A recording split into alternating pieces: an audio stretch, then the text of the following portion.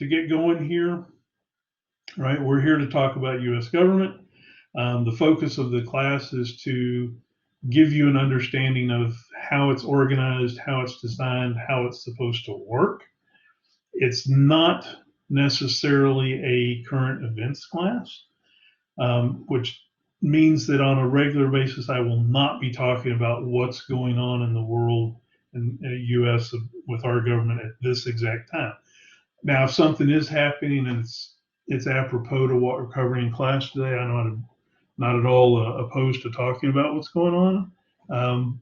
But I don't generally treat this class as a, hey, how's the president doing, or how's Congress doing, and do you think this is a good idea or a bad idea?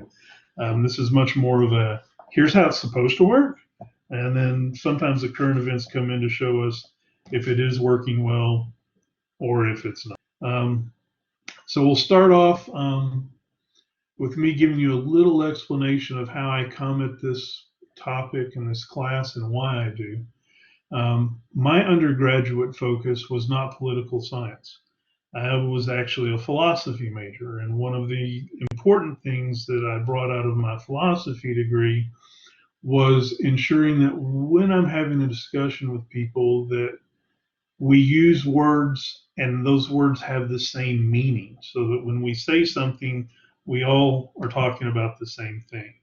And if, especially on the internet, right, you get in a chat situation and somebody will use a word and you're thinking it means X and they mean Y, and you get an argument on your hand, and then 15 minutes later you figure out, oh, you mean this then, and then you move on. So I come at it from the perspective of, let's agree on our terminology. Here's what I mean when I use these words, these definitions.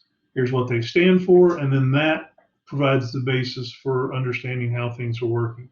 So the main focus of this first class is usually on discussing these three topics that are in front of us: politics, and what that means, and the definition of it and how important it is, the definition of government, and the definition of democracy. And I can spend multiple class periods just on these. And so there's a lot going on here. One of the ways that we understand what words mean and how we use words is we break them down into their syllables a lot of times. If you do that with politics, you can have this definition, which is goofy but not wrong. When you're talking about politicians, it seems to make a lot of sense, right? We're talking about a lot of blood-sucking critters. And in Texas, you know what ticks are, so you know.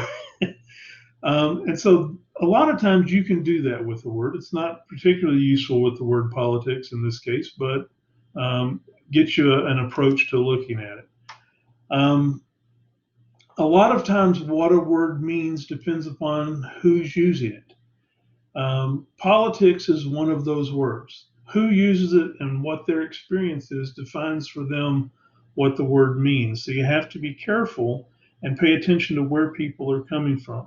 Harold Laswell has a great definition of the word politics, but he has it from a perspective of being a social scientist. So he's looking at what politics means to society as a whole. And he says, politics is how we decide who gets what, how they get it, when they get it, right? And so when you're looking at that and you're breaking that very short definition down into what it means, it's a very big idea. Politics is, right, identifying the people that come into our system, expecting to get results out of that political system, whether they're identifiable groups of people in society, whether they're voters as a whole, whether they're political parties, whether they're interest groups. All of those are different who's, to do a little Dr. Seuss, right, that are getting in there and trying to figure out what government is for them and what it can do. And so we have to know, when we talk about politics, who we're talking about that's going to be engaging in the what.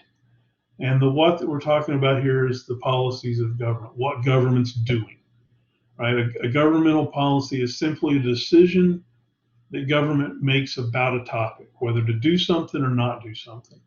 And as groups come into the system and say, hey, we want X, government has to decide, do we listen to them? Do we not listen to them? Are there enough there that it's important, or is it just one person? If we do listen to them, what do we do? Whatever they decide is going to be a governmental policy. And politics as a whole is recognizing who's getting involved in making demands of the political system to get what they want. And then when are we going to get this? Is this a policy that needs to turn something around today or a year from now, right? So, as apropos to Texas right now, we've got a hurricane coming in, right? The federal government has written policies that exist in an agency called Federal Emergency Management Agency, FEMA, about how the federal government's supposed to respond to catastrophic environmental issues like a hurricane. So they've got a set of policies that are already sitting there waiting to be implemented. So as the hurricane comes ashore in Texas or Louisiana or wherever, the federal government has policies that they're ready to implement now. Very timely. If they do it right and they get policy and they put it into place, they can bring resources and money and expertise to bear to help whatever state and state governments are having to respond on the scene to a hurricane. So who gets what, when they get it, how we get to that policy is the practice of politics, right? How do we get there? How do we decide how to respond to a hurricane? How did we decide what money to set aside, what equipment to set aside, what experts have to be available? All of that is done through the internal work of a government trying to figure out how to build a policy to answer an issue. That can be us as citizens coming into the system and making demands and saying, hey, we expect you to be there as soon as the rain stops, right? Or as soon as the hurricane moves on, right? We want you there within hours, and we want you there fixing things, and we don't care what it costs, right? You're the national government, figure it out. And the government says, well, that maybe we can do that, maybe we can't. And so there'll be discussions and debates and compromise and bargaining about what is a policy or set of policies that's going to be useful and can be implemented successfully when that event happens, right? So Harold here has given us a really big definition, right? Almost anything that entails the government making a decision is going to be politics. Again, he's a sociologist. He's looking at politics, how it impacts the society as a whole. So he gives us this very broad definition. If we narrow it down a little bit, we can go right to David Easton, and this is the political scientist. So now he's trying to define politics from a perspective of what it means politically, not society-wide necessarily, but it could, right? And not how all of us fit into it, but how it works, right, in government. And so his definition is that politics is the authoritative allocation of values for a society. Well, that's a lot more condensed than Harold's definition, but it's actually a lot more complex too, right? Because you have to unpack this whole thing to get an idea of what he means. Authoritative, right, in this sense means that there's some organization, some group that has the authority to make a policy decision. And politics is that group, right, exercising that authority to make that decision. When they do that, hopefully, in a Republican democracy like we have, they will be taking the values of society as a whole, right, to engage in that decision and allocate that authority to make a decision. So when a government says we're going to do X, it is, from a political science perspective, making a policy decision that is going to bring power behind it to implement it. And sometimes people have a hard time getting an understanding of how this works. And I like to think of values that we put into place when we put in criminal penalties, right? When we pass laws that punish people for certain actions in our society, we're allocating value. When someone murders someone else and we catch that person, and our society as a whole thinks that person should pay a penalty for that action, that was a bad thing. So, right, we say first off, hey, you are not allowed to do that. If you do in our society, we will punish you. And then we come up with, right, a policy of punishment to apply. Right, we charge you with the crime, we put you into a court, we find, right, all of the evidence, and at the end of it, if we find you're guilty, then we punish you. We've allocated a value to society saying murder's wrong, and if we catch you doing that, here's the range of penalties that we could apply to you, because we don't want this action in our society. We think it's a bad value, right, to let people hurt other people. And government at its most base level is doing this, right? Where government puts its authority, where it puts its money, where it puts its time, where it puts its effort, is telling us what the values of our society are. If it doesn't put any time, effort, or money there, then it's not an important issue, probably, right? Or it's ignoring something, and we as the people have to rise up and tell the government to pay attention. So Easton here is looking at a much narrower focus on the definition of politics and what it's going to involve. It's not nearly as big as who gets what, when, where, and how, right? It's a lot more circumscribed, a lot more on point. So all of these, right, from many blood-sucking critters to society getting what it needs as a whole to government allocating, all of these are different definitions that are functional. And so you need to know who's delivering the message. The David Easton definition here at the end of the day is the political science definition that we use, but all of them are appropriate and useful. And so this is what I'm talking about when I say we need to figure out who is talking about things and where they're coming from, because it changes what they mean. If Harold Laswell and David Easton had a discussion and brought these two different definitions of what politics mean, and they say, let's talk about politics, they're going to have a very contentious discussion for a while until they figure out what each other's definition is.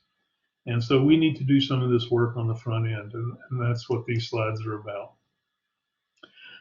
This is how I like to think about politics. It's a little more brass tacks, and I think it's functional as well. You're not going to find it in the book or anything. But I look at, right, most of what goes on in government is a situation of compromising between what different people want, and government is there to help us make these decisions without having to resort to violence to get there, right? There are many times in society where we have to make a decision. Two or more groups want to go a different direction, and you can only go one direction at a time. And so politics for me is that process of where groups with competing interests come together in a government to decide an issue, right? And to try to do it peacefully. Not all of our decisions, right, are going to be decided peacefully. And a lot of times violence or bloodshed or threats are effective ways of getting decisions made in our society.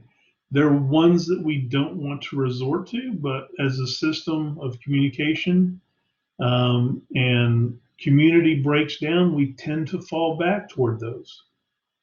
And so if you're looking at what's going on in our society right now with Black Lives Matters and with Proud Boys and with Antifa and different cities around the country, right, there's breakdowns in communication. There's breakdowns in what we're trying to get done and how we're trying to handle problems. And sometimes we see violence, right, as the way of getting attention to the problems. It's not always successful, but sometimes it is. And sometimes people believe it's the only option left to get attention to an issue that's been in the background and simmering and hurting people over time. So most of the time, politics is a way of elevating that discussion out of the violence area, out of bloodshed, and getting a decision made between groups and allocating some kind of value there as a substitute for having to duke it out. And so I like to think about it that way. When you move politics to an international level, right, you see a lot more killing.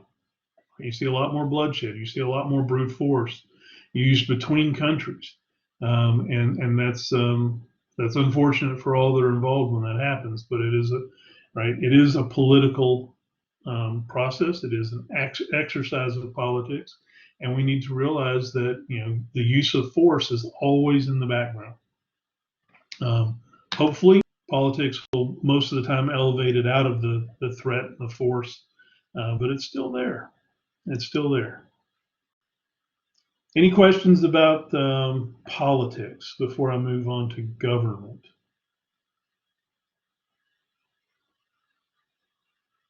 Okay, I'm still watching the chat. I'm not seeing anything pop up, so I will move forward. So again, government, right? The topic of government. What is it? Sometimes it's hard to know what government is unless you look at what it does, right? We sometimes define things by how they act or what they do or what they accomplish. And so we can do that with government, and it helps make a lot of sense out of the idea. Most of the time, if you look around countries in the world, you look at how they're organized. You look at the United States and how we're organized. Government is a set of institutions, right? And they're different. The institutions differ from country to country, but here those institutions are a presidency, a Congress, a judicial branch, right? The bureaucracy behind it. These are institutions that we've created whose job is to make decisions that affect our society. That's what they're there for, right? We have government because we need some mechanism to make decisions. You've got 330 million folks in the United States. We're not going to do this in a straight up full on democracy kind of process where all of us have an exact vote on every issue. It's not going to happen, right? So we create institutions, right? We make this republic, right?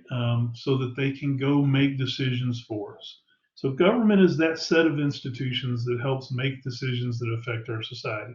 So when we look at government and what it does, what we're trying to figure out is how does it make decisions? What processes are in place that help lead it to a decision? Is it just right a strongman kind of perspective where one person with a strong personality or force can move people through their speeches? Is it some kind of process where groups come together and they have discussions and they hammer things out? How are we going to institute these kind of interactions? And so we're going to look at, when we talk about government, we're going to study and look at how decisions are made, which then brings necessarily in the politics that we've talked about, right? Of getting people together to compromise, bargain, lobby, whatever the case is. While we're using government institutions to make these decisions, if those government institutions are working well, if people are able to get involved and feel like they're making a difference and be heard, right, then it makes decisions without bloodshed. If it's a set of institutions that are not listening to a good part of the population, not giving them access to be heard and make their case and talk about what the problems are, then it's breaking down as an institution, and they're now looking at other ways to get attention to the issues that are impacting them on a daily basis.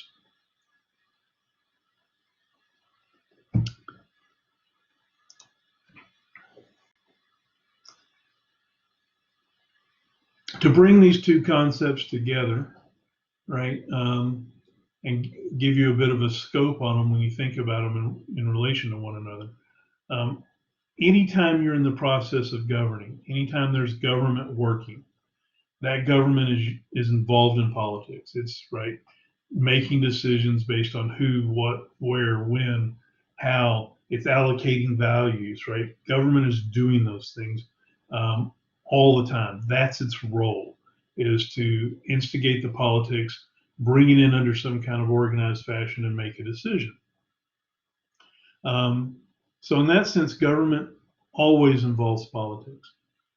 But politics is a much bigger scope than government has. Politics occurs anywhere people are coming into contact with one another, whether there's a governmental institution involved or not. Anytime you have a relationship with another person, you're engaging in politics with that person, whether that's family, friends, right? Whatever the relationship is, it's political, right? Y'all are, in a sense, engaging with one another. I like to think of this, politics on a social level a lot of times, right? That occurs all over society. Think of, it's Friday night. You and your group of friends have Friday night off. You want to do something as a group. I know COVID's making that a goofy thing right now, but generally speaking, right, you might be sitting there as a group trying to figure out, what are we going to do tonight? That process that you're going to go through is going to be of making a decision about what to do on Friday night as a group is going to be a political decision. Does it involve government? No, right? It's outside of government. It's a social relationship, but it's still political in the nature, right, of what you're doing and what you're engaging in. When I used to do this hanging out with my friends, a lot of times on a Friday night, right, we would talk about the things we wanted to do, but the ultimate decision maker was the person that had the car that had the gas, right? They're the ones that could get us somewhere to do something. So in that sense, they were a bit of a dictator, right? They made the decision. Now, maybe they listened to us, or maybe they just said, well, I'm going to this movie tonight, and anybody that wants to go with me is free to ride along. I guess if they make that decision over and over again, they probably won't be in the friend group very long. But that kind of process that you're engaging in is political, but not governmental, right? Remember, the government, when it's doing it, is trying to make and allocate value for the society as a whole, and you're using the politics in government to do that. But politics is where we live. Politics is everywhere we are. Politics exists between every person when they engage in interaction. So that's what this little quote means here, just to keep a reminder on where these things fit in. Does that make sense?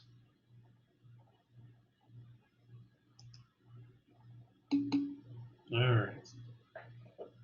So again, I said at the beginning of talking about government, sometimes it makes sense to talk about what a government is or define a government by the things that it does. And we've done that, right? We've surveyed all the governments in the world. We've surveyed state governments, local governments, national governments. And national governments tend to have about 5 things that they all try to do. And that's the list that you're seeing here. Right? If you go pull up any country in the world, right? It doesn't matter which one it is, and you look at what it's trying to do in its country, it's probably one of these 5 things that's on the slide right here. The first thing that a good government's going to do is it's going to protect its society from other societies. It's going to provide a national defense. Not all governments are as good as others at doing this, but they all do seem to try, right? So, you go look from country to country to country, and all of them have, this is a main focus, right? They spend a lot of their money, a lot of their tax dollars, a lot of their time and effort in trying to make sure that their citizens are safe from other folks in the world. So this number one is pretty simple, and it's one that everybody tries to do. Some are just better at it than others. The second one here is the idea of providing public goods. Just making sure that I don't have a slide back there on all of these. Public goods, you have to understand what those are. In a very general sense, a public good is something that people as individuals cannot provide for themselves. Something that a organized group like a government is more effective at providing for people than people themselves can do. The best way to kind of draw that home and look at it is look at infrastructure issues within the United States, interstates, bridges, the national defense, right? These are things that we're much more effective at providing from our government, having it do it, than we are probably doing it on our own. I like the interstate highway system as a good example of a public good. It wasn't originally designed for its major purpose that's being used for today. In the 50s, Eisenhower administration came up with this idea of having an interstate highway system. And the main driver behind it was actually goal number one, to help provide for a better national defense. The military said, hey, as big a country as we are, if we had an interstate highway system that the federal government built and put out there, we could move our materials, tanks, whatever it is, people, right, ammunition, from wherever we need it, wherever it is, to wherever it's needed a lot more efficiently. So, having some federal highways that the military could move down would be really good for our national defense. And that was the primary motivation behind coming up with interstate highways. And that's what we did. The primary, biggest, I guess, impact of coming up with interstate highways has been economic, right? It provided, because it was opened up to everybody to use, not just the military, right? Our transportation system took off, right? Our distribution systems economically took off, and we're able to move goods and services around our country a lot more efficiently than we were before. So that's a good example to me of the government providing something that is a public good that we probably, right, with 50 different states and 50 different governments, couldn't have done well on our own. There have been a lot of hassle and debates that would have taken a lot longer. But if the federal government got involved in that sense and organized it, drove it, and it worked. Did somebody pop up right there and say something? Maybe I lost somebody. Okay. So that's the idea of a public good. Does that make sense? Okay. So number 3, providing or maintaining public order. This is kind of the inverse of providing a national defense. Right? A national defense is protecting our citizens from other countries. Maintaining public order is protecting our citizens from our other citizens, right? That's our police forces. That's our regulatory forces at the federal level that help protect us from ourselves, because we're not all good people. And so we see this over and over again as we survey these countries. They're all trying to provide some structure, some public order that helps the country as a whole function better and provide safety for individuals as opposed to safety for all citizens. So it's pretty easy to understand pretty quick. I'm going to jump down to number 5 real quick and talk about that, and then we'll come back to number 4 and talk about that. So number 5 here is the idea that if you're going to be a functioning government, you're going to have to, sorry, I'm looking for something here on my desk that I misplaced. You're going to have to collect taxes. You're going to have money, right? You're going to be making decisions and doing things that are going to require you to spend money to get things done. So in that case, all governments tend to have a function where they are trying to bring in tax money so that they can then deliver policies that are going to cost them money to do this. So it's a very practical consideration. Interestingly enough, we haven't always paid attention to this, and sometimes have forgotten that this is a necessary thing. When we get into chapter 2 and start talking about constitutions, we'll talk about the confederal system and how the federal government didn't have the authority to collect taxes. And that was a real problem for it when it was trying to conduct a war.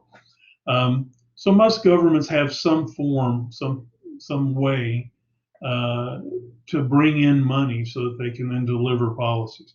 This, of course, is right one of the biggest arguments that we have on a politics level day after day is how much we have to pay into the government and what that then gets used for.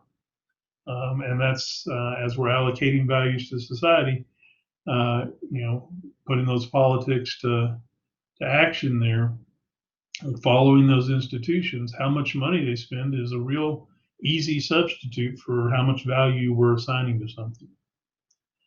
Okay, so that's the collecting taxes part. Number 4 is, I think, one of my favorite things that governments do. The idea here is that it's a government socializes. Governments try to get us as citizens to have a particular political culture that puts the government in a good and useful light, right? All governments try to ensure that people, their citizens, look at that government and go, our form of government and the way our government does things is a good thing, and we should protect it and we should participate in it, and it's useful, and we should engage in that. That practice that the government engages in to try to get us to feel that way is socialization, political socialization. And it's trying to get us to have a particular culture. And if I were to ask you, as a US citizen, do you think democracy is a good way to organize a government for a country? We would get an overwhelming polling result that yes, democracy is great. It's the best way to do things, right? It gives the most freedom, the most liberty. It's what we want, right? We believe in a democratic system, right? We had to implement it in a Republican form, but at the end of it, right, it gives people a voice in their government. Democracy is important. That message is preached to us by the government all of the time. The government wants us to believe that democracy, that what we have and how we implement it in this society is a good thing. And you're taking this class, most of you, because it is a legal requirement. My job in this class is number 4. I'm supposed to socialize you by explaining our system and how it works and why it's good, so that you will have a value that our democratic system is a useful thing and we should participate in it.